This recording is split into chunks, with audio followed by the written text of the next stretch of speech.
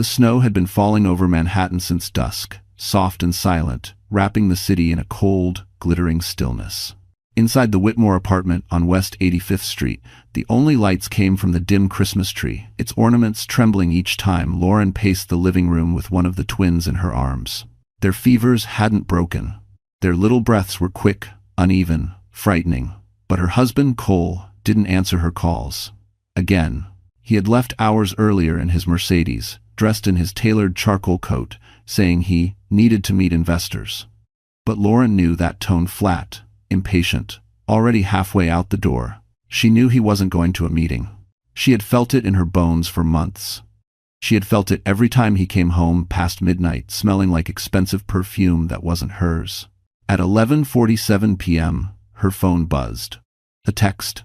"Don't wait up. Big clients. Stay quiet so I can focus." Attached by accident, maybe, or maybe because arrogance made him careless, was a cropped photo. A reflection in a hotel mirror. A woman's exposed shoulder. A strand of long blonde hair. And Cole's hand on her waist. Lauren's heart didn't break. It simply stopped. Numbness rushed through her as the twins whimpered in their bassinet. A mother's exhaustion, a wife's last thread of hope both snapped at the same moment. She walked to the bedroom, desperate for something to steady her breathing, and that's when she saw it. A small Tiffany box tucked in Cole's coat pocket. Inside was a delicate necklace, pearls and diamonds far beyond anything he had ever bought her. The receipt read, "To Sierra, Christmas Eve." Her fingers trembled, her lips parted, but she made no sound. Outside, the wind howled. Inside, something inside Lauren shifted into place, quiet, firm, irreversible. When dawn finally crept over Manhattan, Cole stumbled through the front door, humming, smug, smelling of champagne and betrayal. He dropped his keys on the counter and called her name like nothing was wrong. But the apartment was silent. The twins were gone. Lauren was gone. Only a single note sat on the kitchen table. And when Cole read it, his smug smile vanished instantly. It said, "Merry Christmas, Cole. This time, you won't find us. Thanks for watching." And just as he lunged for his phone, he saw the hallway camera light blinking, recording everything he never intended the world to see. Lauren Whitmore had once imagined her 30s would be calm morning coffees, a job she didn't hate, a husband who kept his promises, and a home filled with the soft sounds of children's laughter. But somewhere between reality and the life she'd dreamed of, she lost herself without even noticing. The woman staring back from the bathroom mirror most mornings wasn't the bright, hopeful girl from Ohio. She was pale, exhausted, and stretched thin physically, emotionally, financially. At 30, Lauren worked at a customer service hotline for a tech support center in Midtown. It wasn't glamorous, but it paid enough for groceries and diapers when Cole didn't freeze the joint account to teach her about budgeting. She used to be confident, witty, charming, but months of juggling newborn twins, sleepless nights, and a husband who snapped at her for the smallest things had hollowed her out. She had learned to shrink herself, to speak softly, to apologize even when she wasn't wrong. Her pregnancy had been difficult from the start. Complications, early contractions, weeks on bed rest. Cole wasn't there for any of it. Too much pressure at work, he claimed. She believed him back then. She believed everything he said, even when her gut screamed something else. And after the twins, her postpartum anxiety wrapped around her like a tightening rope, one she never admitted to anyone. She pushed through every panic attack alone, whispering to herself, "Just breathe, Lauren. Just keep breathing." Her only moments of peace came during late nights when the babies finally slept. She would sit by the window with a warm blanket draped around her, watching the city lights flicker over the snowy sidewalks below. Sometimes she imagined packing her bags, walking out the door, starting over somewhere quiet, somewhere safe, somewhere she didn't feel invisible. But then reality reminded her she had nowhere to go. Her father had passed away years earlier. Her mother, lost in the fog of early dementia, lived in assisted care. There was no one left. And Cole used that. He knew she had no safety net. He liked being the one who decided everything, the bills, the schedules, the money, the mood of the household. If she cried, he called her dramatic. If she questioned him, he said she was insecure. If she asked for help, he reminded her she was lucky he stayed after the twins. She tried to justify him. She told herself the long nights at the office were for their future. She blamed the distance between them on stress, But deep down, she knew better. She'd seen the lipstick smudge on his collar weeks before Christmas. She'd smelled perfume on his jacket that wasn't hers. She'd found strange charges on the credit card under female names he brushed off as client expenses. She wasn't naive. She was just scared to confront the truth. Still, even in her weakest moments, Lauren loved fiercely her babies, her family, the home she tried to hold together. A quiet resilience simmered beneath her gentleness. She didn't know it yet, but that resilience was about to become her greatest weapon.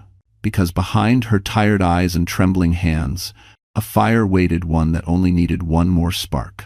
And that spark came the moment she discovered where Cole had really been on Christmas Eve. The moment that would transform Lauren from a trembling wife into a woman who finally refused to be broken. Manhattan during Christmas had a way of making people believe in magic. Strings of golden lights draped across Fifth Avenue, the air smelled of roasted chestnuts, and tourists moved like slow waves beneath the towering skyline. But for Lauren Whitmore, Manhattan had never felt colder or more unforgiving than it did that December.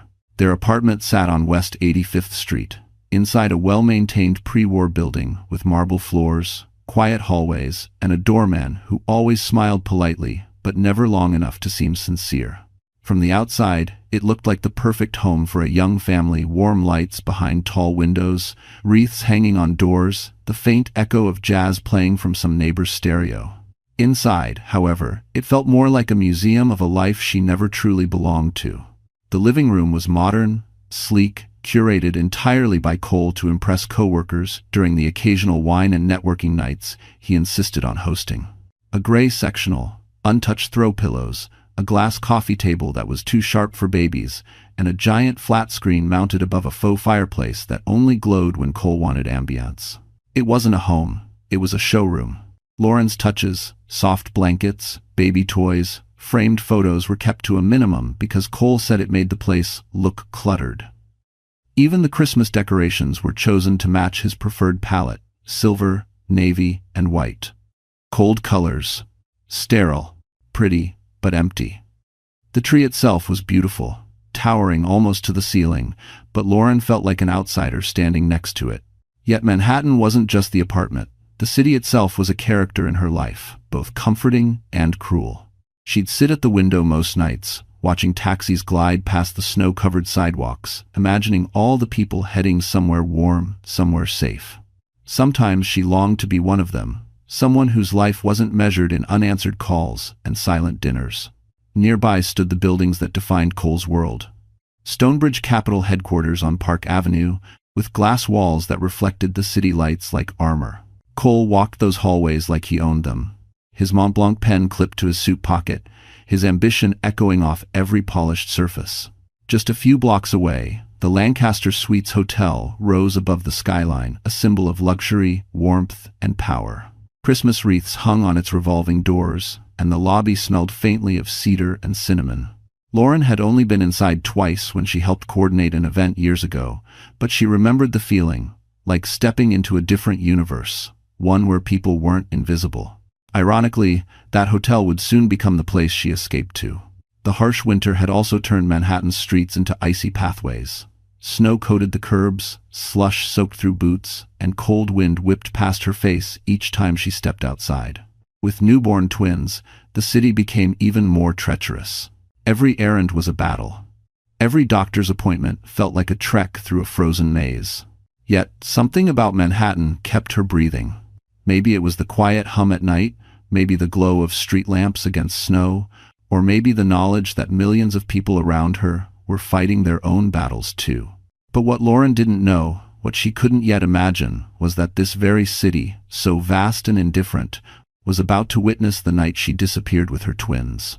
And it was the same city where one unexpected ally had already begun searching for her before her husband even knew she was gone.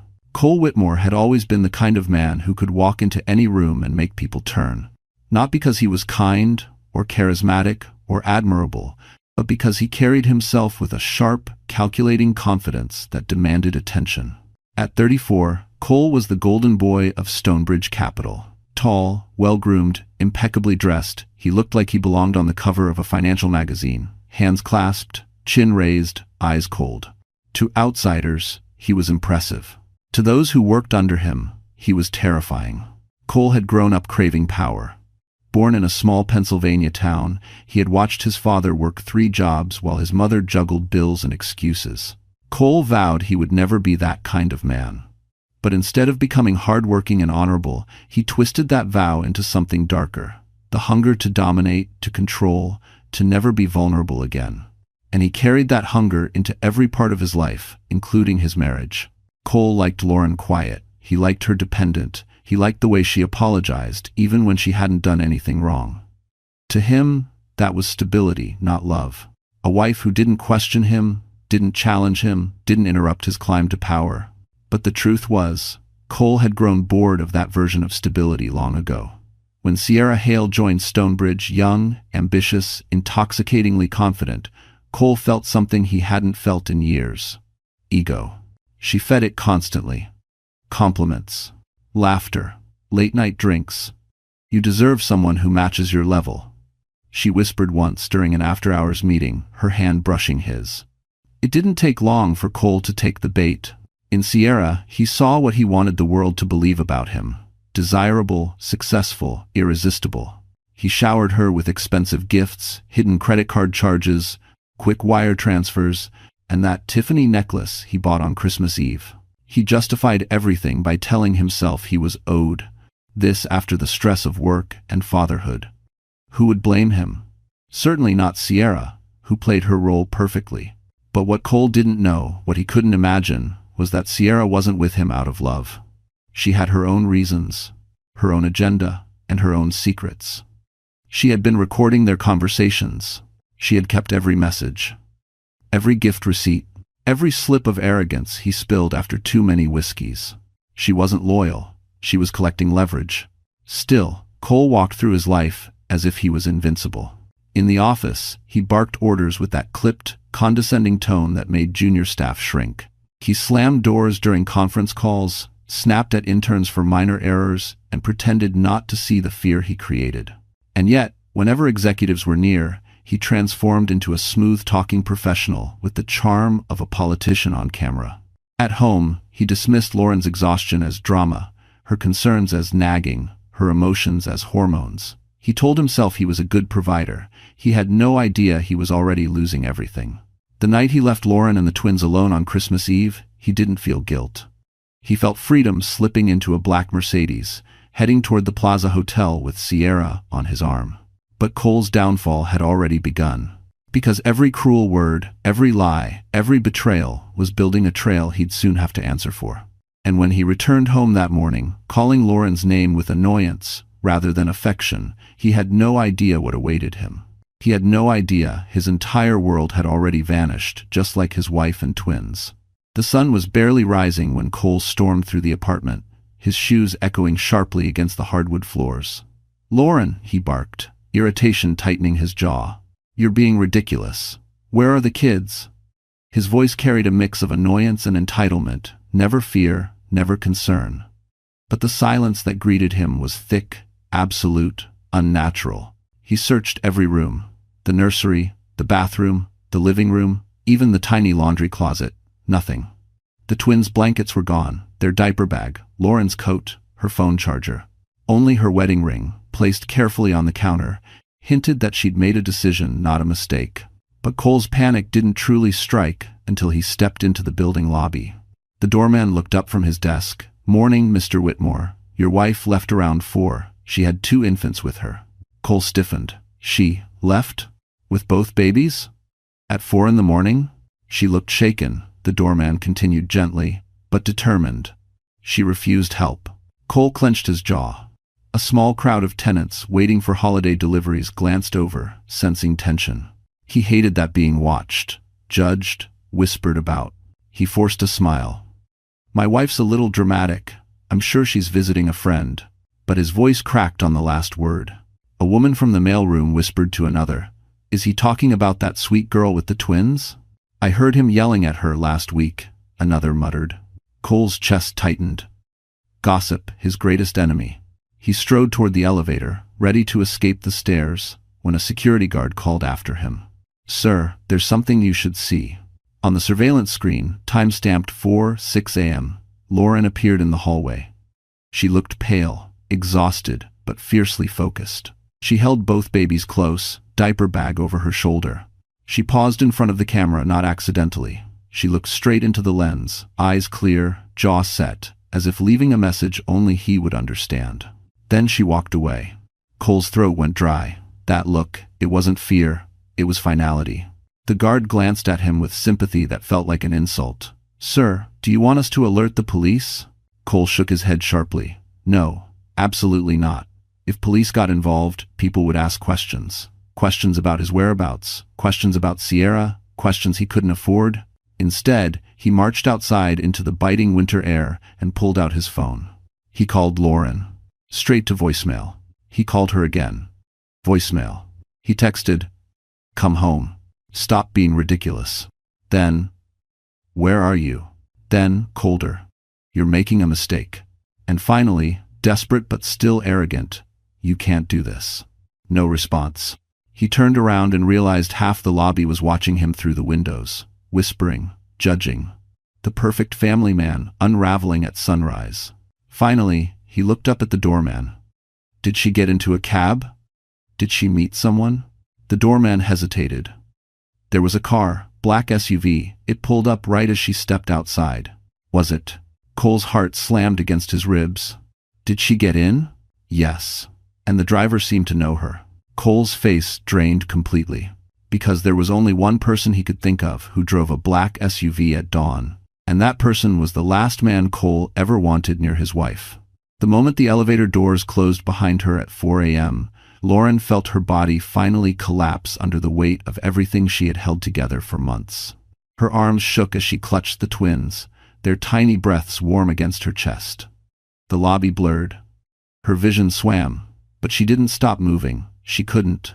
She was afraid that if she paused for even 1 second, she would crumble into pieces she'd never be able to put back together. The cold outside slapped her across the face the instant she stepped through the revolving doors. Snowflakes clung to her eyelashes. Her thin coat wasn't enough, but she had no time to go back for anything else. She just kept walking, boots crunching through the icy sidewalk, breath fogging in the wind. The city was quiet, almost haunting. Christmas lights glowed softly from windows, mocking her with a warmth she no longer felt. Every muscle in her body ached. Her shoulders throbbed from carrying the diaper bag. Her stitches still pulled from the emergency C-section months earlier. And as she waited at the curb, shivering, a terrifying realization sank in. She had no plan, no money, no destination, no one to call. Her hands trembled so violently she nearly dropped her phone when she pulled it out. She opened the banking app, frozen. Cole had cut her off again. Tears blurred the screen. She shut her eyes, whispering to steady her breathing. "You can't fall apart now. Not now. Not in front of them. Iftar." But her voice cracked as the twins whimpered, their cries threading through the icy air like tiny arrows straight through her chest.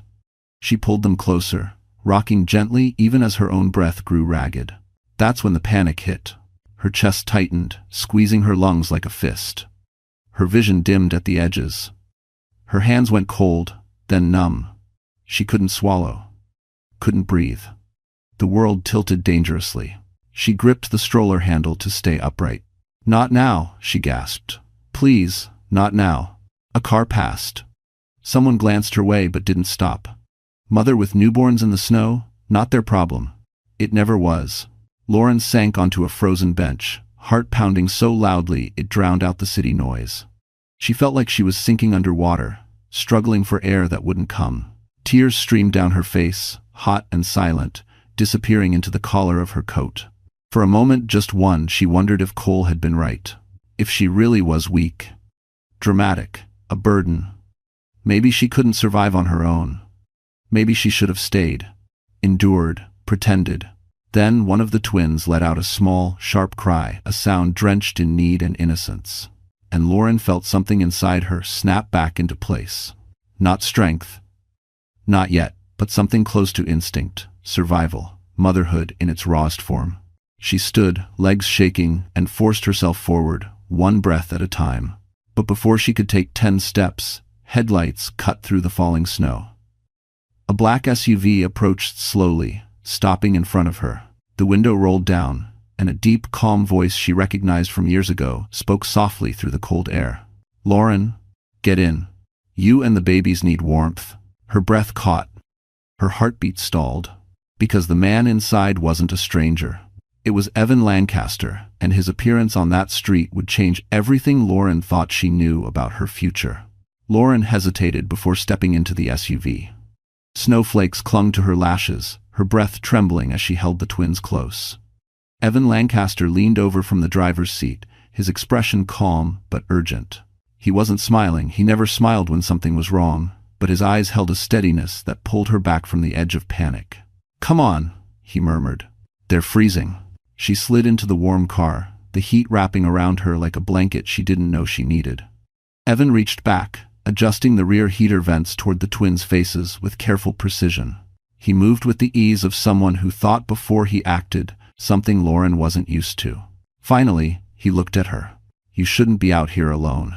Tears burned her eyes, and she swallowed hard. I didn't know where else to go.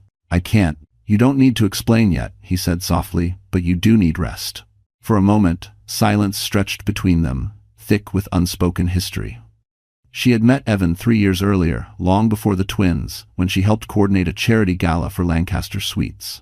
He was intimidating back then, still was now, but he had treated her with an odd kindness she never forgot. He remembered details. He listened. And when he complimented her work, she didn't feel small. She felt seen. She assumed he forgot her. But when he said her name back in the snow-covered street, something in his voice told her he never had. The car eased onto the avenue. Lauren shivered, gripping the diaper bag. "I shouldn't be here. Cole, he'll lose it when he finds out." Evan's jaw tightened. "I know." She blinked. "You know?" He didn't answer immediately. Instead, he handed her a folded sheet of paper from the console. She hesitated, then opened it, and her breath froze. It was an internal Stonebridge report, a confidential one. Highlighted in yellow were Cole's signatures authorizing a series of unauthorized fund transfers, money routed through fake client events and PR expenses. Money that didn't add up. Lauren's pulse thundered. What is this?"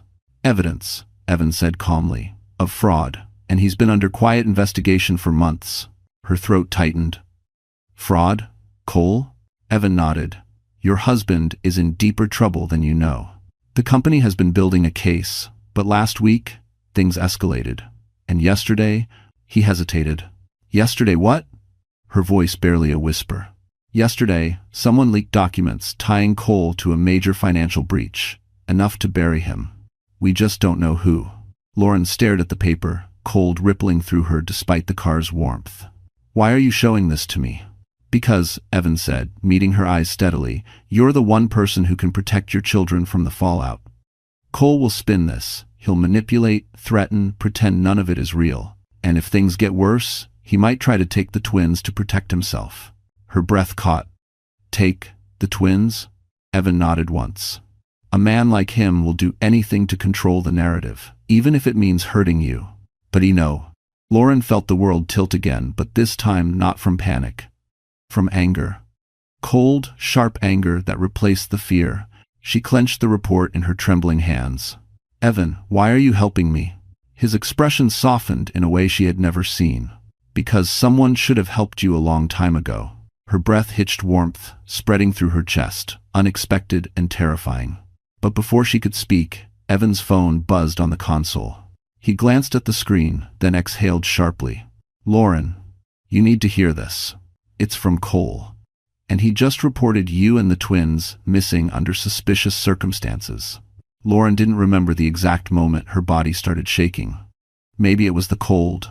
Maybe it was the panic. Maybe it was the realization that, for the first time since she married Cole Whitmore, she was finally truly alone. Not alone as in abandoned. Alone as in unanchored, floating through a city too large, too fast, too indifferent to notice a young mother clutching 2 infants at dawn. The streets were nearly empty, just the hum of distant buses and the faint glow of snow-coated street lamps. Her breath came out in sharp, uneven bursts, fogging the air. The twins whimpered against her chest, their tiny voices trembling like glass. She tried to soothe them, but her hands wouldn't stop shaking. This was a mistake, she whispered, her voice breaking. I can't do this. I don't even know where I'm going. Her phone buzzed, a cold vibration that cut straight to her bones. A message from Cole appeared on the screen. Come home. Stop acting insane. Her stomach twisted. Even now, even after everything, he still had the ability to make her doubt herself. Her fingers trembled over the delete button, and she forced herself not to respond. Not one word. She reminded herself why she left. The Tiffany gift. The photo. The lies. The endless manipulation. The way he looked at her, as if she were a burden he was trapped with.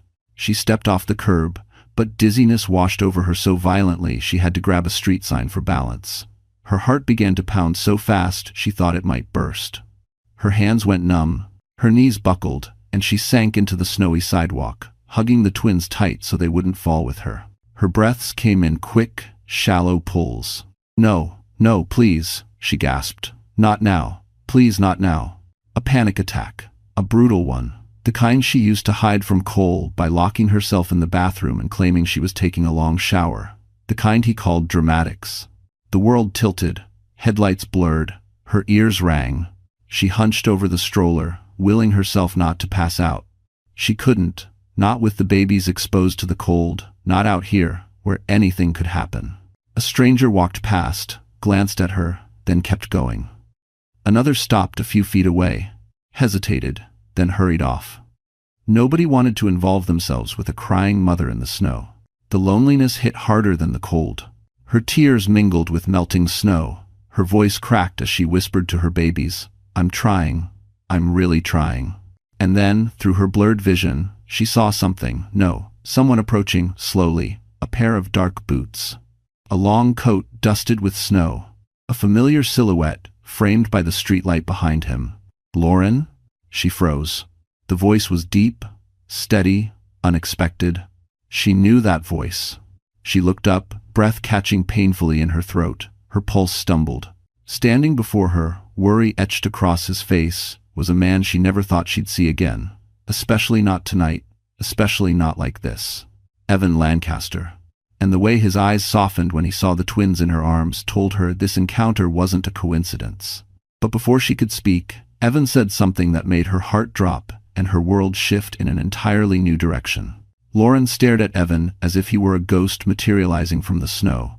Her breath came out in quick, uneven bursts. She hadn't seen him in nearly 2 years, not since that charity event where he thanked her for saving a last-minute disaster with calm efficiency. Back then, she thought he barely remembered her name. Now he was kneeling in front of her on a frozen Manhattan sidewalk at sunrise. Lauren, he repeated softly, voice steady, gentle. You shouldn't be out here alone with 2 newborns in this cold. Her throat tightened. She wanted to answer, but the words tangled inside her. The twins whimpered, and Evan instinctively reached out, adjusting the blanket around them with the kind of tenderness she wasn't used to seeing from a man. Certainly not from Cole. Finally, Lauren found her voice. Why? Why are you here? Evan exhaled, the breath misting in the air. I was driving back from the hotel. I saw someone sitting on the bench and almost kept going. Then, I recognized you. Recognized. Not guessed, not assumed. Recognized. It was such a simple word, but it hit her like warmth in winter. He stood and opened the SUV door. Let me take you somewhere safe. You're freezing. Her instinct screamed to trust no one, not after Cole. But she was so tired, her body shaking harder with every gust of wind. She looked at the twins, then at Evan. His expression wasn't pity. It was concern, genuine, steady, anchored. She nodded. Once inside the warm SUV, her tears came without warning. Silent at first, then harder, until she was shaking again. Evan didn't ask questions. He simply adjusted the heater, passed her a bottle of water, and waited. When she calmed enough to speak, she whispered the truth. He spent Christmas with her. With Sierra. He sent me a message by accident. Or maybe he didn't care. I don't know anymore. Evan's jaw clenched so subtly she might have missed it if she hadn't been watching him closely. I know about Sierra. Lauren blinked. What? Evan reached for the glove compartment and pulled out a slim, sealed envelope. This was delivered anonymously to my office last week. She hesitated before opening it. Inside were printed screenshots, messages between Sierra and someone else, not Cole. A different name, Julian Cross. A known competitor of Stonebridge Capital, ruthless, cutthroat. A man Cole openly despised. Lauren's eyebrows drew together. Why would Sierra be messaging Julian Cross? Evan's voice lowered. Because she isn't just Cole's mistress. She's working with Cross to sabotage Stonebridge from the inside. Lauren's breath hitched. What? Why would she? Leverage, Evan said. Power, promotion, money. Sierra's been feeding Julian information for months. And Cole, blind, arrogant Cole, never realized he was being played. The documents in Lauren's shaking hands painted a horrifying picture. Sierra wasn't just a home wrecker. She was setting Cole up for a fall so catastrophic it could destroy him professionally and legally. He won't believe me, Lauren whispered. He never does. Evan's eyes softened. You don't need him to believe you. You need to protect your children. And yourself. Before she could answer, Evan's phone lit up with a new message. He read it, then drew a slow breath. You should prepare yourself, Lauren. She stared at him, heart pounding. For what? Evan turned the screen toward her. A breaking news alert glowed bright in the dim SUV. Stonebridge Capital executive Cole Whitmore under internal investigation for financial misconduct. Lauren's blood ran cold. And the next message on Evan's phone was even worse, because it had Cole's name and hers. Lauren had never stayed in a hotel as elegant as the Lancaster Suites, let alone stepped into one holding 2 infants while wearing the same clothes she'd worn through an entire night of heartbreak. When Evan guided her through the glowing lobby, warm lights, marble floors, towering Christmas arrangements, it felt like stepping into a world she didn't belong to. A world too polished, too calm, too far from the chaos she'd escaped. But for the first time in months, Lauren didn't feel small. She felt sheltered. A staff member hurried toward them the moment they stepped inside. Mr. Lancaster, the suite is fully prepared. Suite? Her eyes widened, but Evan gently touched her arm. Let me help tonight. Tomorrow we'll figure out everything else. If Wido. Upstairs, the penthouse suite opened to a soft wash of golden light, plush carpets, and a quiet so peaceful it made her want to collapse on the floor and cry. Evan carried the twin stroller inside and dimmed the lights to avoid waking them. You're safe here, he said softly. Cole won't find you. Something in Lauren's chest loosened at those words. It was the first time in months she felt shielded instead of exposed. She took a slow breath. Evan, I can't stay here for long. I don't want to cause trouble. You're not causing trouble. His voice was gentle but unwavering. You're surviving. And survival isn't something to apologize for. The words hit her unexpectedly hard. She turned away to hide the tears forming, walking toward the window overlooking the snowy city below. The skyline stretched endlessly, beautiful, intimidating, alive. A version of Manhattan she'd forgotten existed. Evan placed a softbox on the counter behind her. I brought something for you. She looked inside. Essentials, warm clothes, a phone charger, toiletries, formula for the twins, a soft robe, slippers.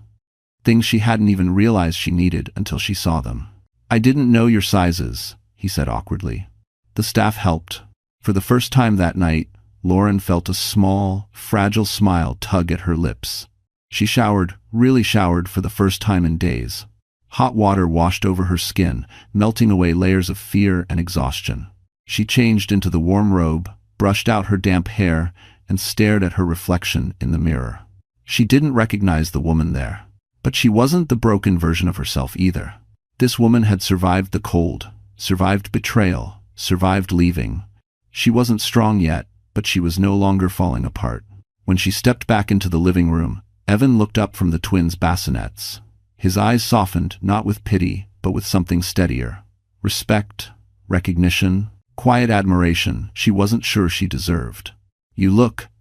He paused, searching for the right word. Like someone who finally remembered she matters. Her breath trembled. No one had said something like that to her in years. She sank onto the sofa across from him. Evan, why are you helping me? Really? He hesitated, then spoke with honesty that made her pulse quicken. Because I've watched too many good people get crushed by men like Cole, and because he stopped, clearing his throat. Because I should have helped you the first time. I realized something was wrong.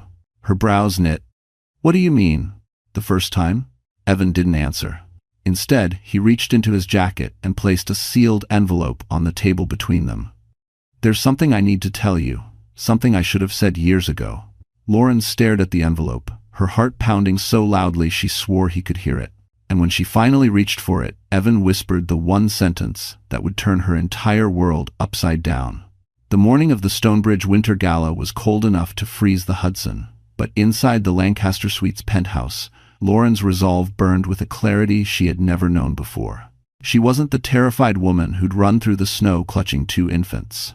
She wasn't the wife who apologized for things that weren't her fault. She wasn't the woman Cole had controlled, diminished, or dismissed. She was someone new. Someone rebuilt from the ashes. Evan had spent the last 2 days gathering evidence, emails, expense reports, Sierra's hidden messages, internal audits Cole thought no one would ever see. Lauren had spent those same days recovering, stabilizing, and preparing. Not for revenge, for truth, for justice, for freedom. The gala was Stonebridge Capital's crown jewel event of the year. The night executives bragged, investors schmoozed, and reputations gleamed under chandeliers. Cole would be there. So would Sierra. So would Julian Cross, the man secretly orchestrating Cole's collapse from the shadows. Lauren had no intention of hiding anymore. Evan escorted her into the venue, his presence commanding enough to shift the entire room's attention. People whispered, pointed, tried to figure out who she was, this quiet woman walking beside one of Manhattan's most respected CEOs. Lauren kept her chin high, her heartbeat steady. Across the room, Cole turned. His eyes widened, his smirk vanished, his champagne flute tilted dangerously in his hand. Lauren? His voice cracked across the noise of the ballroom. Sierra stiffened beside him, clutching her glittering clutch. Julian Cross, just a few steps away, paused mid-conversation, eyes narrowing with interest. Cole stormed toward her. What are you doing here? Where are the kids? What? Evan stepped between them with calm authority. The twins are safe. Something you should have ensured long before now. Cole's face reddened. Stay out of my marriage. You lost that privilege, Evan replied coldly, when you abandoned your wife and the mother of your children on Christmas Eve. Murmurs rippled through the ballroom. Heads turned, phones lifted discreetly. Lauren took a step forward, her voice steady. You reported me missing to protect yourself, not because you cared. Cole's jaw ticked. You're unstable, Lauren. You ran off with the twins. I ran because you lied, because you humiliated me, because you didn't care if your own children were freezing. A gasp arose somewhere in the crowd. Sierra tried to slink backward, but Lauren's gaze snapped to her. And you, she said quietly, you thought you could destroy my marriage without consequences? Sierra lifted her chin arrogantly. Your marriage was already dead. Evan calmly handed a folder to the Stonebridge board chair, who happened to be standing nearby. Actually, the only thing that's dead is the cover-up. The chair opened the folder. The first page contained screenshots of Sierra's messages to Julian Cross. The second page showed Cole's unauthorized fund transfers. The third page held a recording transcript, Sierra laughing about how easy it was to manipulate Cole. The room erupted in whispers. Cole lunged for the folder. This is fake. The board chair snapped. Enough. He turned to security. Escort Mr. Whitmore out immediately. Until further notice, he is suspended, pending investigation. Cole froze. Sierra's face drained of color. Julian Cross disappeared into the crowd like smoke. Lauren didn't raise her voice. She didn't need to. Cole, your lies caught up with you. This is the consequence you earned. Security seized his arms. Cole twisted, shouting Lauren's name, but nobody came to his defense. As he was dragged across the ballroom floor, Lauren felt something inside her finally shatter free. And then Evan leaned toward her, his voice low enough for only her to hear. Lauren, there's still something else you need to know. She swallowed hard. What? It's about the envelope I gave you. You haven't opened the second page yet. Lauren stood in the center of the ballroom, long after Cole had been dragged out, long after Sierra disappeared behind a wall of reporters, and long after the board members retreated into crisis meetings. The music had stopped. Conversations dimmed. But the eyes, hundreds of them, remained on her. Not with pity, not with judgment, with respect. It was a feeling she scarcely recognized. For years, Lauren had lived in the shadows of her own life, shrinking herself so others wouldn't feel uncomfortable. She apologized for her existence, her needs, her exhaustion, her tears. Cole had called it weakness, immaturity, instability. He made her believe she was unworthy of anything better. But now, standing in the golden glow of the chandeliers, something inside her rose tall, unshaken, luminous. She inhaled slowly, letting that feeling expand in her chest. Evan stepped beside her, not in front of her, not to speak for her, but to stand with her. And that alone told Lauren she had stepped into a new chapter of her life, one built on equality instead of fear. Softly, he said, "Look around you." She did. People, not just strangers, but men and women in tailored suits, investors with icy eyes, assistants who once trembled under Cole's voice, were watching her with admiration. One woman placed her hand over her heart, nodding at Lauren with a look that said, "We saw you suffer. We see you now." Lauren blinked against the sudden warmth behind her eyes. "This is the beginning," Evan said. "Not the end." "My beginning?" she whispered. "No." His voice softened. "Your return." The words struck deeper than she expected. She wasn't starting from zero. She was reclaiming everything that had been buried. Her strength, her confidence, her dreams. Evan handed her the envelope again, the one with the second page she hadn't opened. Her hands trembled as she unfolded it. Inside was a letter. Her breath halted. It was her own handwriting. From 2 years ago.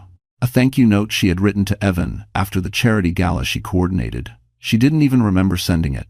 "Thank you for treating me like my work mattered. If you are stubborn." Below it, Evan had attached a second page, a personal note in his own handwriting.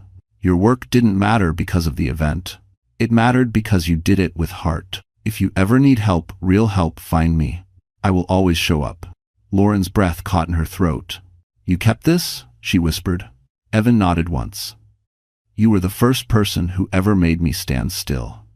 The first person who reminded me that kindness isn't weakness. I didn't forget that." But her chest tightened, not with fear this time, but with something quiet and warm. Something she'd almost forgotten existed. Hope. Before she could answer, the ballroom doors swung open and cameras flashed violently. News outlets had arrived, hungry, relentless. Journalists shouted questions about Cole, Sierra, financial crimes, the investigation. Lauren tensed. Evan placed a gentle hand at her back, guiding her forward. "You don't need to run anymore." "But what do I say?" she whispered. "Say the truth," he said. "The truth always wins in the end." The camera zoomed in. Microphones stretched toward her. Reporters called her name. Lauren lifted her chin, squared her shoulders, and faced the storm head-on. Her voice was steady, clear, unshaken. "I'm not here as Cole Whitmore's wife," she said. "I'm here as a mother, as a survivor, and as a woman who refuses to be silenced anymore." End quote. A wave of applause rippled through the ballroom, quiet at first, then growing, then thunderous. For the first time in years, Lauren felt whole. But the moment she stepped off the stage, her phone buzzed with a message that froze her in place. "Lauren, it's urgent. You need to see what Cole did next." And Lauren stood in the center of the ballroom, long after Cole had been dragged out, long after Sierra disappeared behind a wall of reporters, and long after the board members retreated into crisis meetings. The music had stopped, conversations dimmed, but the eyes, hundreds of them, remained on her. Not with pity, not with judgment, with respect. It was a feeling she scarcely recognized. For years, Lauren had lived in the shadows of her own life, shrinking herself so others wouldn't feel uncomfortable. She apologized for her existence, her needs, her exhaustion, her tears. Cole had called it weakness, immaturity, instability. He made her believe she was unworthy of anything better. But now, standing in the golden glow of the chandeliers, something inside her rose tall, unshaken, luminous. She inhaled slowly, letting that feeling expand in her chest. Evan stepped beside her, not in front of her, not to speak for her, but to stand with her. And that alone told Lauren she had stepped into a new chapter of her life, one built on equality instead of fear. Softly, he said, "Look around you." She did.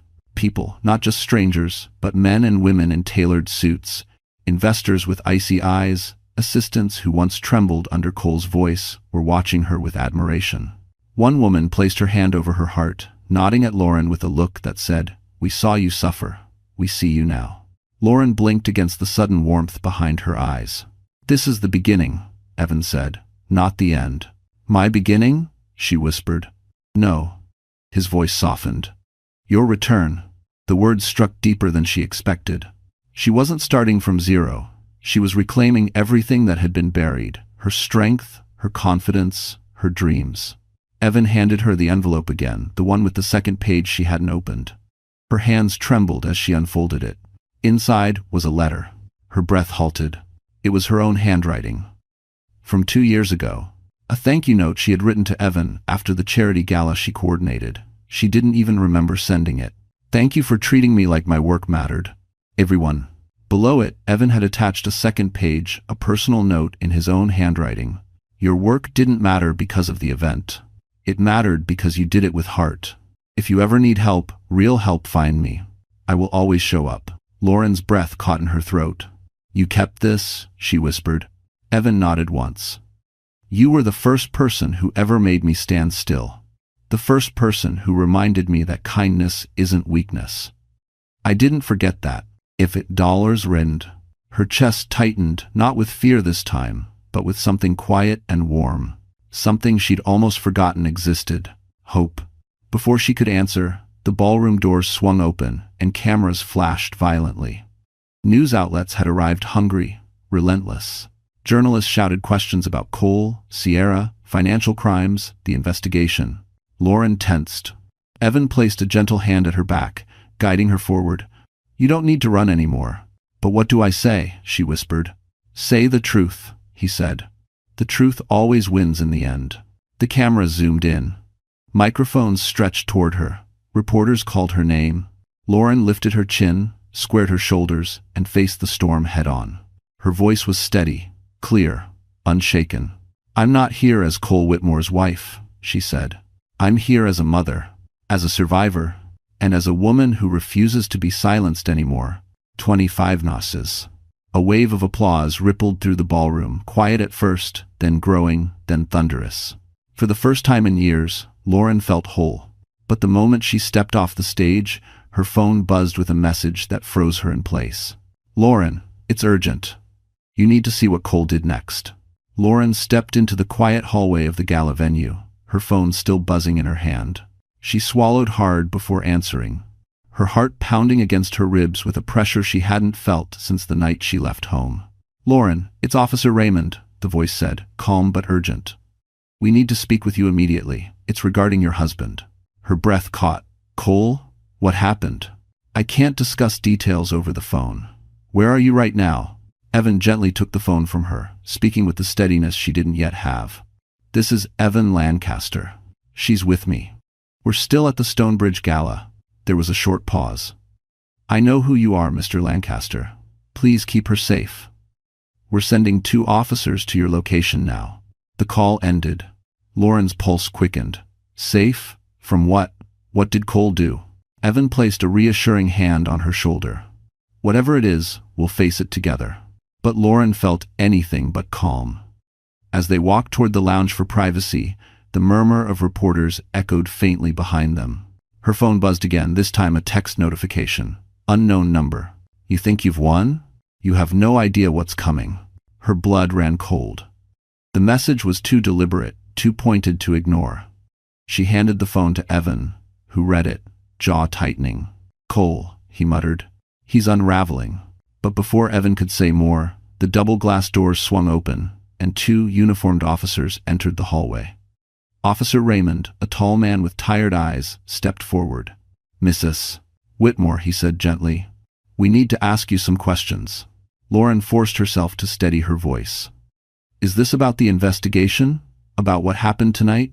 Officer Raymond exchanged a glance with his partner. "Not exactly. Your husband filed a counterclaim." She blinked. "A counterclaim? For what?" "He reported that you fled with the children while emotionally unstable. He's requesting emergency custody." "That is Asita's." Lauren's knees weakened, and Evan supported her before she collapsed. He did what?" she whispered. Officer Raymond continued calmly. He's accusing you of kidnapping your own children. The world tilted, the walls pressing inward. That's not true. I left because he abandoned us. Because he lied. Because... We know, the officer said firmly. And that's why we're here. To hear your side before anything escalates. Evan stepped forward, his voice sharp. She's not speaking without legal counsel. Officer Raymond nodded. Understandable, but there's something else. Sierra Hale gave a statement tonight. Lauren's breath stopped. Sierra? Why would she? She claims Cole feared for the children's safety because you became aggressive the night you left. Lauren felt the air leave her lungs. She's lying. She's trying to protect herself. We're aware she may have motivation, the officer replied carefully. But the court will temporarily consider both reports. Lauren shook her head, tears rising. I didn't hurt my children. I protected them.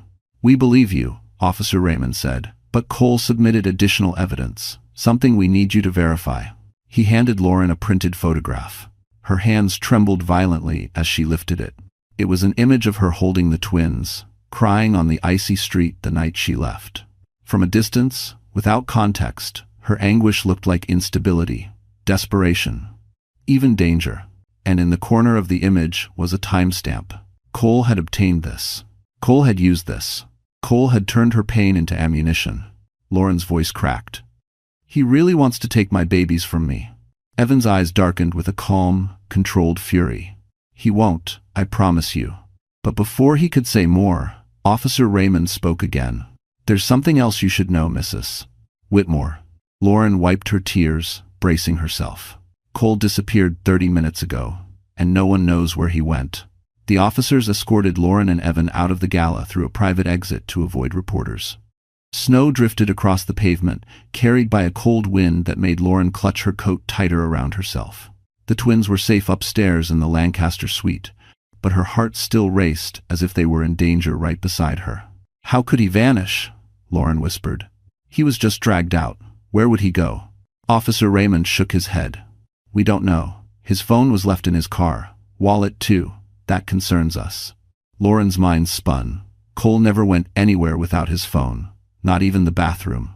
The idea of him roaming Manhattan, furious, irrational, was terrifying. Evan placed a gentle hand at the small of her back. You're not alone. Whatever he's trying to do, it won't work. But Lauren's fear wasn't about Cole's legal moves anymore. It was the unpredictability of a man whose world had just collapsed. Inside the hotel, the warmth hit her skin too quickly, and she felt dizzy. Evan guided her into a quiet lounge, dimly lit, with plush chairs and a large window overlooking Central Park blanketed in white. Officer Raymond stood nearby, giving them space but still watchful. Lauren sank into a chair. Her voice was barely a whisper. He's desperate now. That makes him dangerous. Evan crouched beside her. Cole's actions are being monitored. He won't be allowed anywhere near you or the twins. But he still found a way to file for custody, she said shakily. He used my pain as evidence. He's always been good at twisting things. And we will untwist them, Evan said firmly. Every lie he built, we will dismantle, piece by piece. Officer Raymond approached. There's something else. We checked Cole's apartment. Lauren held her breath. He left a note. Evan straightened. What kind of note? The officer hesitated. We can't disclose all details yet. But part of it said, if she thinks she can take everything from me, she's mistaken. The words hit Lauren like a slap. Her hands began to tremble. He blames me? After everything he did? Evan's voice was low and steady. Yes, because men like Cole don't believe consequences apply to them. A knock on the lounge door made everyone tense. A hotel staff member stepped inside, holding a small tablet. Mr. Lancaster, she said quietly, there's something you need to see. A guest submitted a report from the parking garage. She handed the tablet to Evan. His expression darkened the moment he pressed play. A grainy security video filled the screen. Cole, disheveled, angry, pacing in circles, was standing beside a concrete pillar in the parking garage. He was talking to someone off camera, waving his arms violently. Then he walked toward a dark sedan, yanked the door open, and climbed inside. Seconds later, the car sped out of the garage. Lauren's voice cracked. Who was he talking to? Officer Raymond rewound the footage. A reflection in a car window briefly revealed the other person's face. It wasn't Sierra. It wasn't a coworker. It wasn't anyone Lauren recognized. It was a woman wearing a thick scarf, her features partly obscured, but her eyes unmistakably focused, intentional, cold. Officer Raymond zoomed in. The image blurred but remained clear enough. She entered the passenger side after him, the officer said quietly. This wasn't random. Lauren shook her head slowly, disbelief creeping into her face. Who is she? Evan stared at the screen, tension filling the space between them. I know exactly who she is, he said finally. And she's the last person Cole should be anywhere near. Lauren looked at him with dread. Evan, who is that woman? Evan exhaled deeply, eyes never leaving the image. Her name is Marissa Vale, and she's been investigating Cole long before Stonebridge ever started. The room fell into a heavy silence the moment Evan spoke Marissa Vale's name. Even Officer Raymond paused, recognition flashing across his features. Lauren looked between them, her pulse drumming painfully against her ribs. Who is she?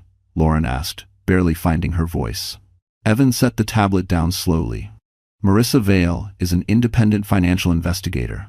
The kind companies hire when they're terrified something will blow up publicly. She doesn't take every case, only the ones involving serious fraud. Officer Raymond added, she's also known for working quietly, behind the scenes, until she has enough evidence to bring a case down completely. Lauren swallowed. So she's been investigating Cole? For months, Evan said, long before Stonebridge admitted there was a problem. A shiver ran down her spine. Why would Cole meet with her? He should be avoiding her. That's exactly what worries me, Evan replied. If Cole knows he's about to lose everything, he might be desperate enough to negotiate, manipulate, or worse. Lauren pressed a trembling hand to her mouth. You think he's trying to bargain, or hide evidence? Officer Raymond sighed.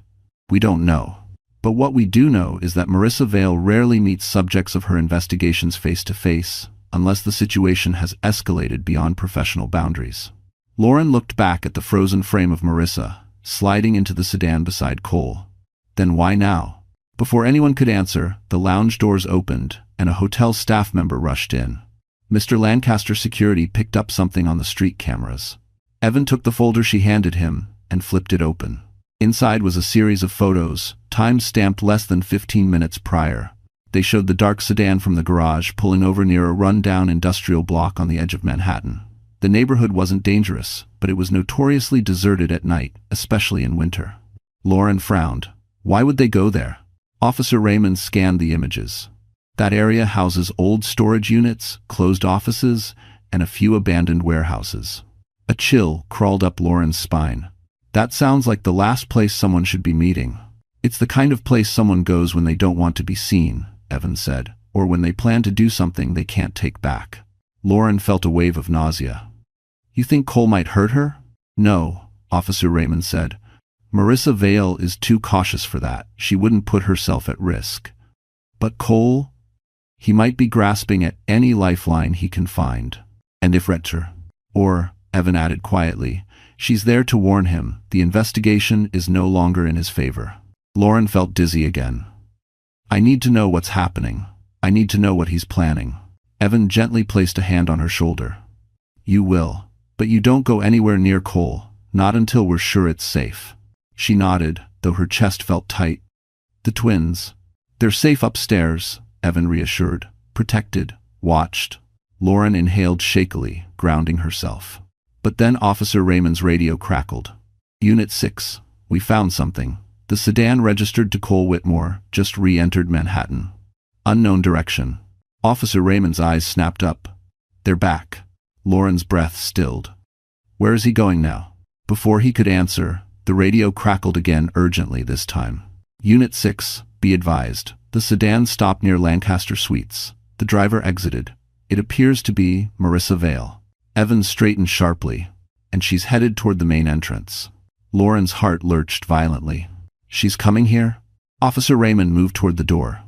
We need to intercept her before she reaches anyone. Lauren tried to stand, but her legs trembled. Why would she come to me? What does she want? Evan looked toward the hallway, tension etched across his features. She's not here for you, Lauren. He turned toward her, expression unreadable, voice grim. She's here for me. And now there's stay.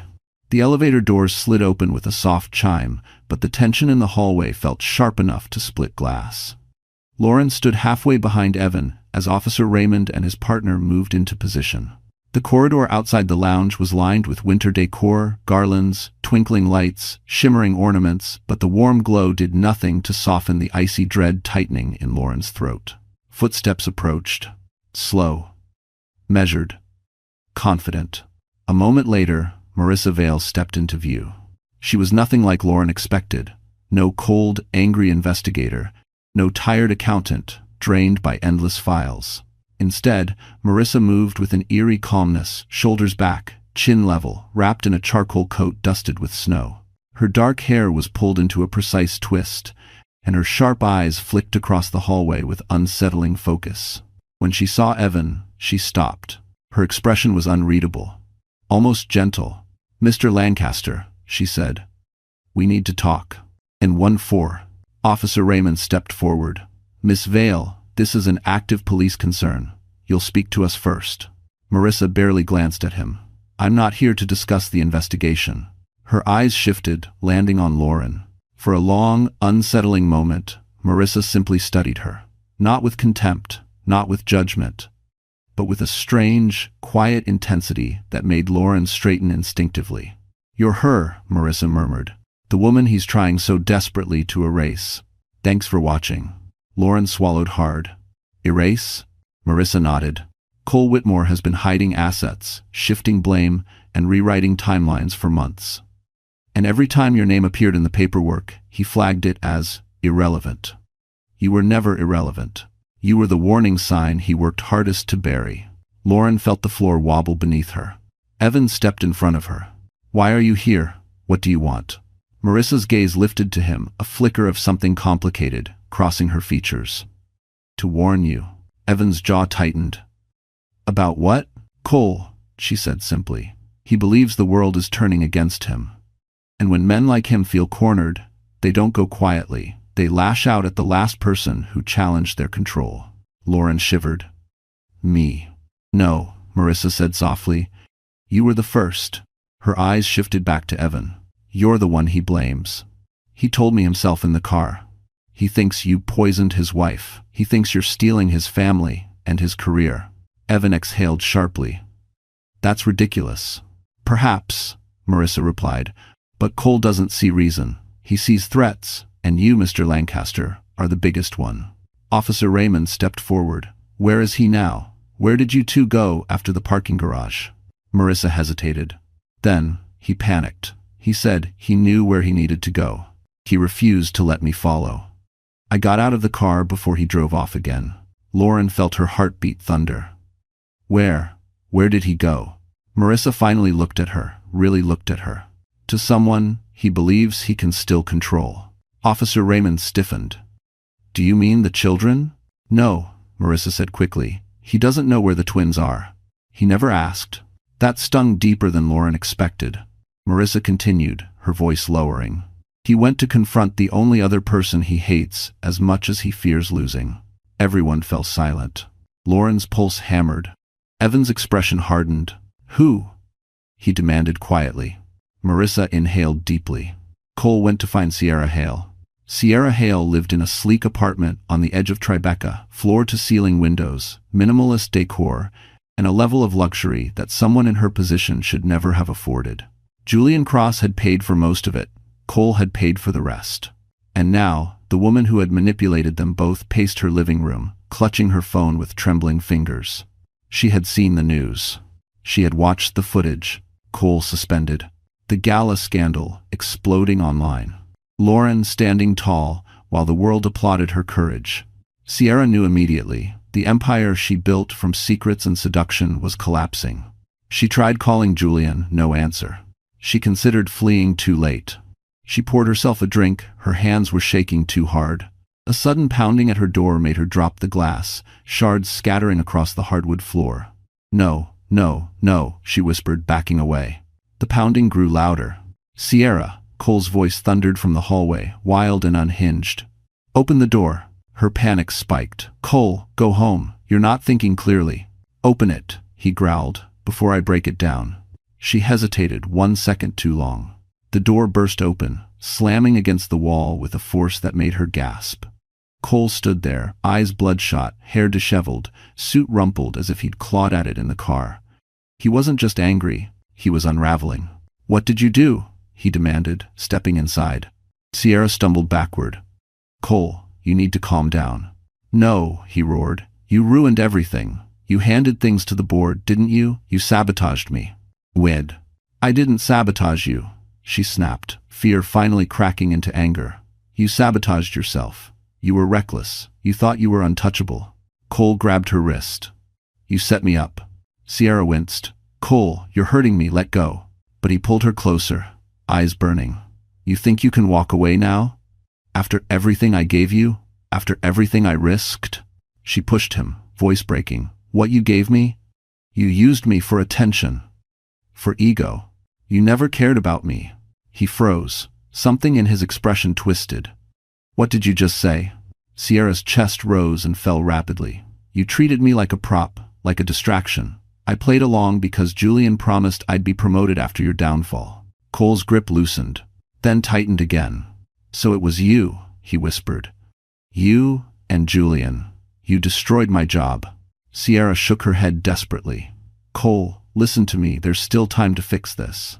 If you turn in the missing files, maybe Stonebridge will reconsider." Cole's face contorted. "You think I still have them? You think I'd let them take everything?" Sierra stared at him, realization dawning. "You already destroyed them," she whispered. "Didn't you?" Cole stepped back, breathing hard. Sierra's voice rose in panic. "Cole, do you understand what that means? They'll charge you, and Julian will abandon me. And Lauren," Cole hissed, "won't get the satisfaction of seeing me lose." Sierra froze. "Lauren? Cole, don't you dare." "She made me look weak," he snapped.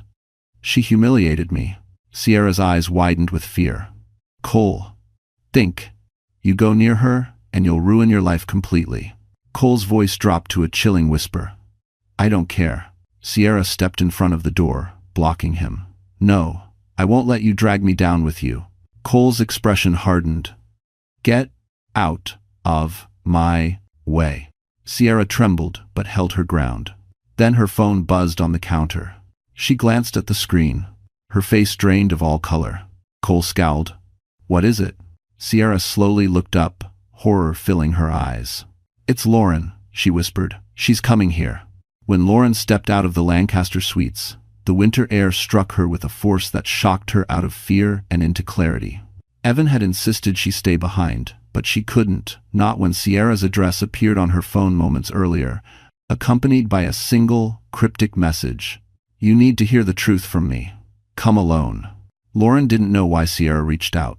Was it guilt? Fear? Desperation? Or a warning? But whatever it was, Lauren felt deep down she had to go. Not for Cole, not for Sierra, for herself. For the years she'd lost, for the parts of her heart shattered by secrets she still didn't understand. She took a cab to Tribeca, her fingers twisting the edge of her coat, her stomach churning with dread. Snow drifted past the windows in soft, dizzying swirls. Every second felt like walking toward the center of a storm she'd spent years running from. When she reached Sierra's building, the lobby attendant recognized her instantly from the news. He hesitated, then buzzed her up without a word. The elevator ride felt endless. At the penthouse floor, the doors slid open with a muted ring. Voices spilled through the hallway, muffled, frantic, sharp.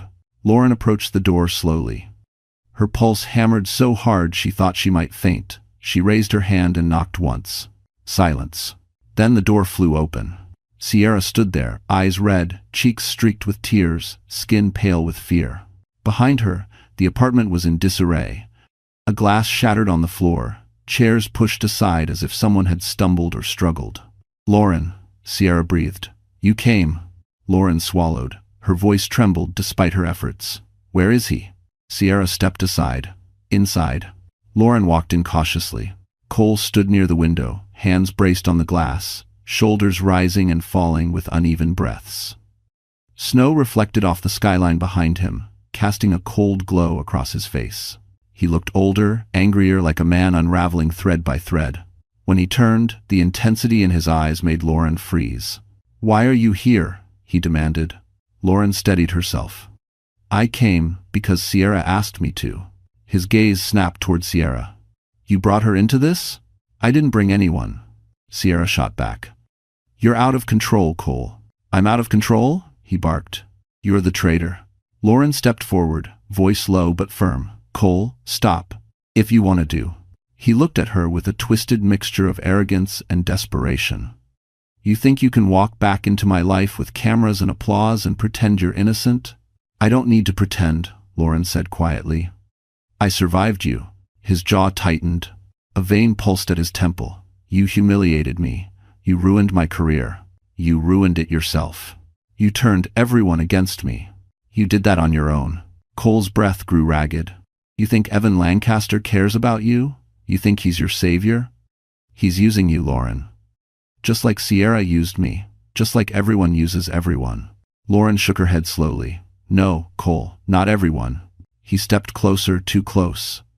You think you can take the twins? You think I'll let you destroy me?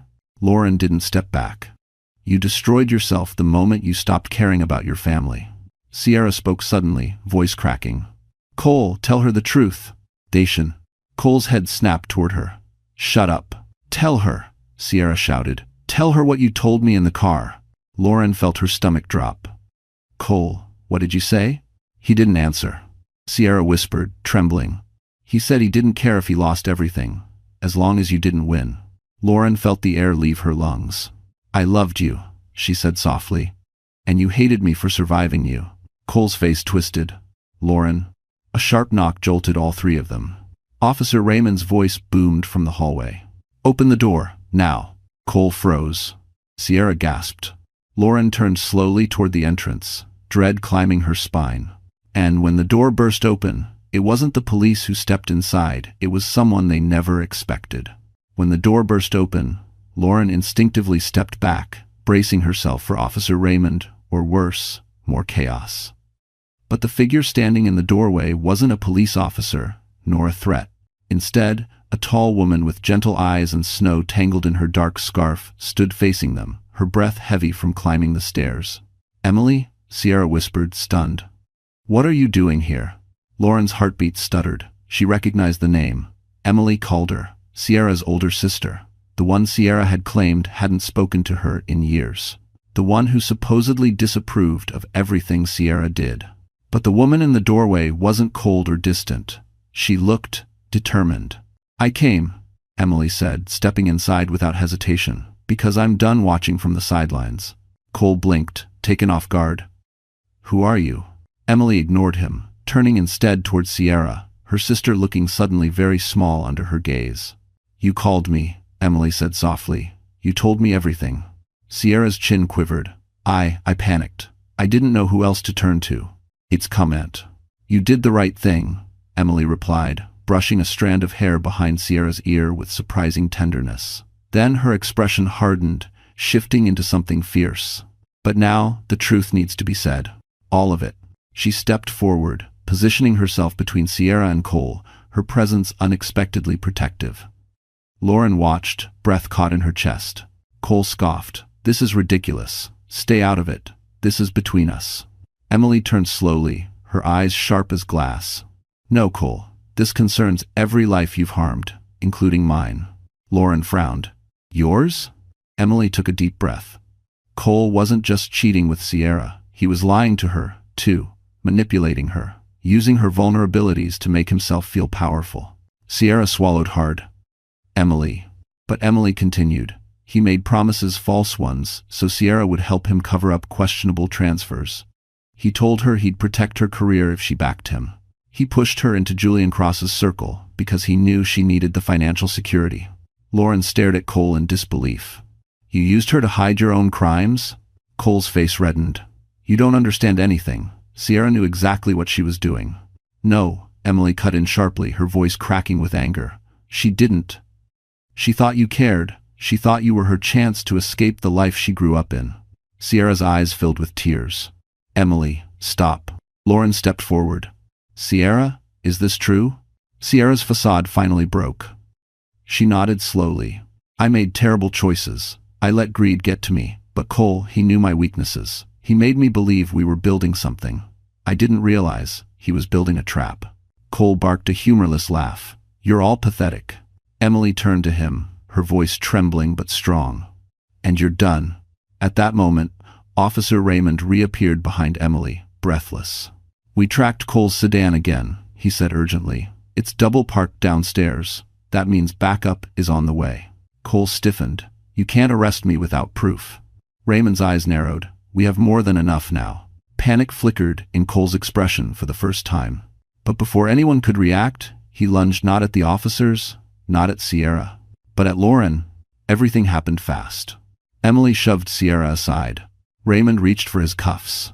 Lauren stumbled backward, and Evan, breathless from sprinting up the stairs, burst into the room just as Cole grabbed Lauren's arm. Lauren, Evan shouted. Lauren gasped, her fear twisting into something sharp and painful. Cole tightened his grip, and Evan's voice thundered across the apartment. Let her go now. The room erupted the moment Evan's voice shattered through the air. Cole froze mid-movement, Lauren's wrist still in his grip. For a second, no one breathed. No one blinked. The tension was so sharp, it felt like the entire apartment was holding itself upright on a thread. Let her go. Evan stepped forward, each word cutting through the panic like steel. Lauren could feel her own heartbeat crashing against her ribs. Cole's fingers dug into her arm, not enough to injure, but enough to send a wave of old fear down her spine. His eyes were wild, unfocused, the eyes of a man who no longer recognized consequences. She ruined my life, Cole hissed, tightening his grip. She took everything from me. Lauren gathered every piece of courage she had rebuilt these past days. Her voice was steady, but filled with the undeniable truth of someone who had finally reclaimed herself. I didn't take anything from you, Cole. You lost everything because you chose to. Cole flinched, as if the words physically struck him. Officer Raymond moved cautiously from the doorway. Mr. Whitmore. Release her now. This is your last warning.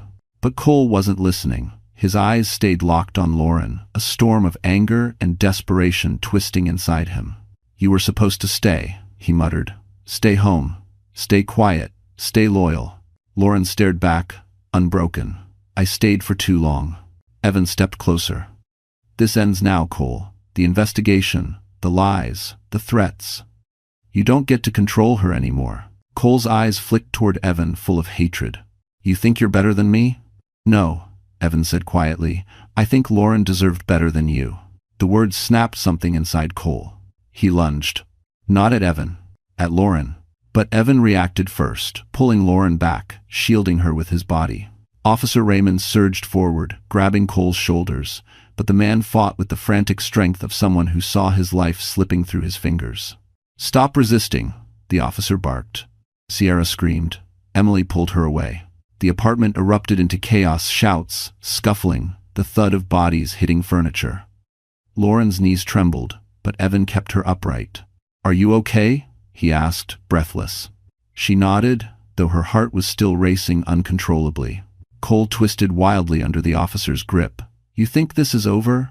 You think you can replace me? He snarled at Lauren. You're nothing without me. Lauren stepped forward. Not in fear. In resolution? That was true once, she said softly. Not anymore. Her voice calm, unwavering, seemed to pierce through the frenzy. Cole's struggles slowed, his chest heaved, his face contorted into something almost broken. You were supposed to love me, he whispered. Lauren felt something inside her settle, peace, firm and final.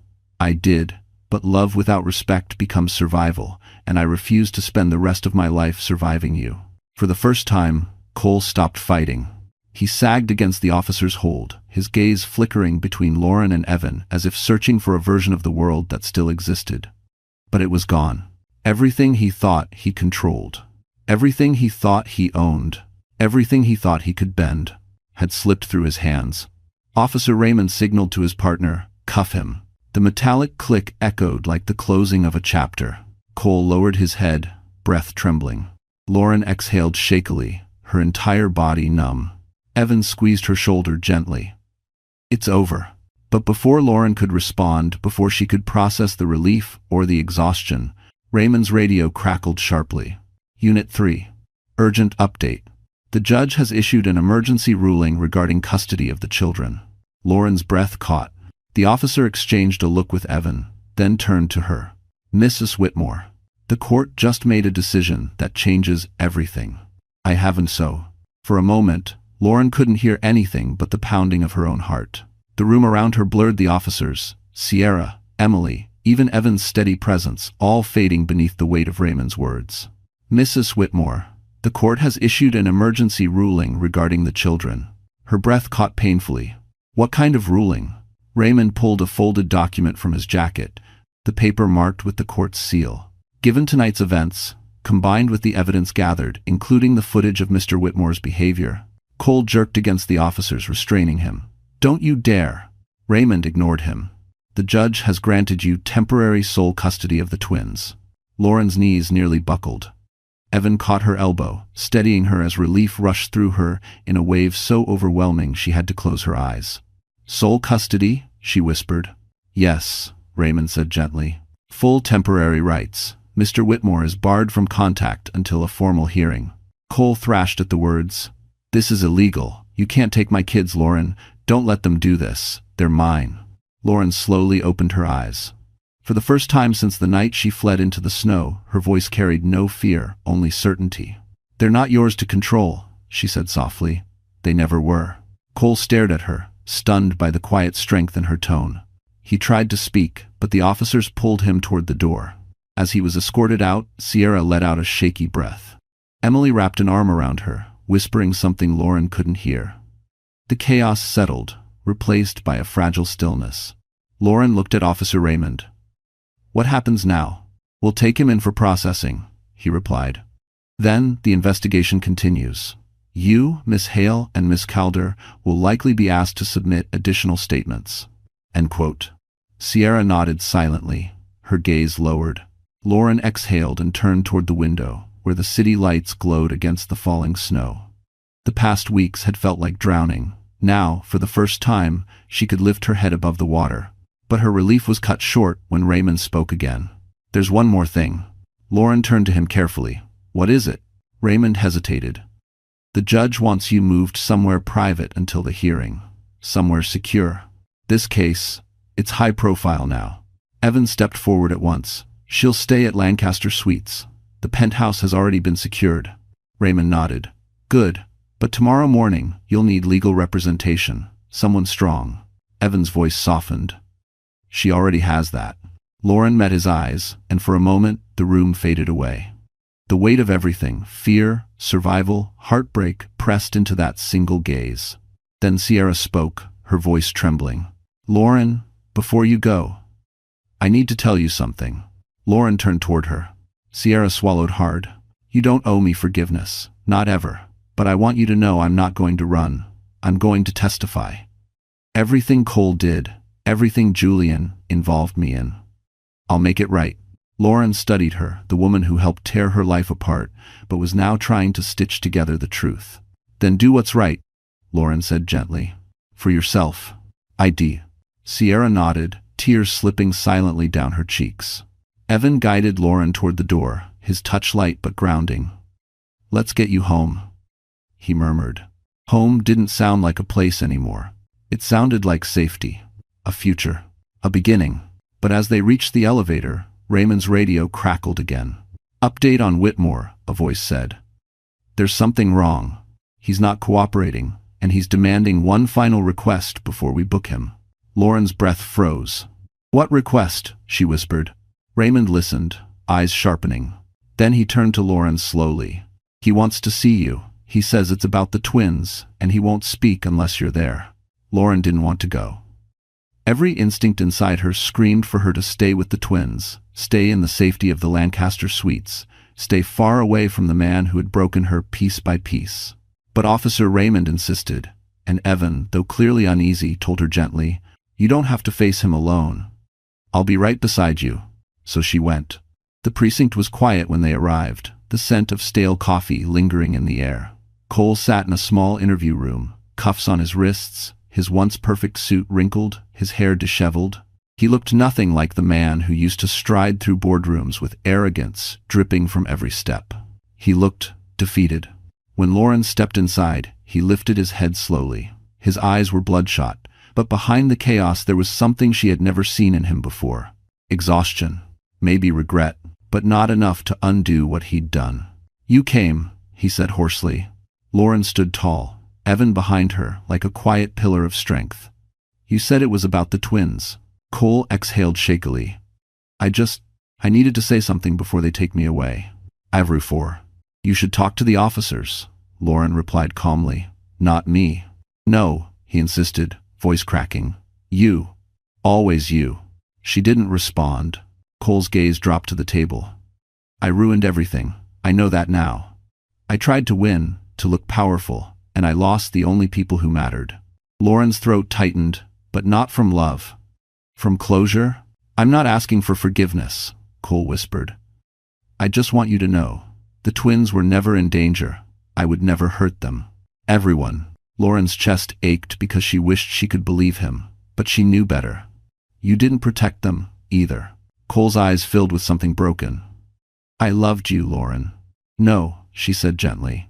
"You loved control. You loved the idea of me, not me." He closed his eyes, shoulders slumping. Officer Raymond stepped inside. "Mr. Whitmore, it's time." Cole nodded weakly. But as the officer reached for him, Cole looked up one last time. "Lauren, I hope you find something better. Someone better." She felt Evan's steady presence beside her, warm and grounding. "I already did," she said softly. Cole's expression faltered, then softened in surrender. He didn't fight the officers this time. He simply let himself be led away, the door closing behind him with a final, echoing click. A chapter ending. A life untangling. A future opening. Outside the precinct, the sun was rising golden, warm, casting light across the melting snow. Lauren inhaled deeply, the cold air filling her lungs with something sharp but cleansing. "It's over," Evan murmured. Lauren turned to him. For the first time in years, her smile wasn't forced. "Yes, it is." They walked back to the SUV, and when Evan held the door open for her, their eyes met steady, certain, unhurried. No promises. No pressure. Just understanding. Back at the Lancaster Suites, the twins were sleeping peacefully, tiny hands curled into fists, soft breaths drifting through the room. Lauren leaned over them, brushing her fingers across their foreheads. "We're safe now," she whispered. "We're free." When she stood, Evan was watching her with a quiet tenderness. "What happens now?" she asked. "Whatever you choose," he said. Lauren stepped closer, heart calm, voice steady. "Then, I choose a new beginning. These first." "These first?" And as Evan smiled, genuine, warm, impossibly patient, Lauren felt the weight of every hardship lift, not erased, not forgotten, but transformed. She wasn't broken. She wasn't hiding. She wasn't surviving anymore. She was living. And as the morning light poured through the windows, she finally understood. Her story didn't end with betrayal. It began with freedom. And this time, she walked into her future, with her head held high and love waiting on the other side. So, that's it, my wonderful friends. Our story has finally come to a close. And if you're still here with me right now, listening until the very last moment, then something in Lauren's journey must have touched your heart in its own quiet way. Maybe it reminded you of your own strength. Maybe it showed you how pain can shape us without destroying us. Or maybe it simply made you realize you deserve more than the things you've silently carried.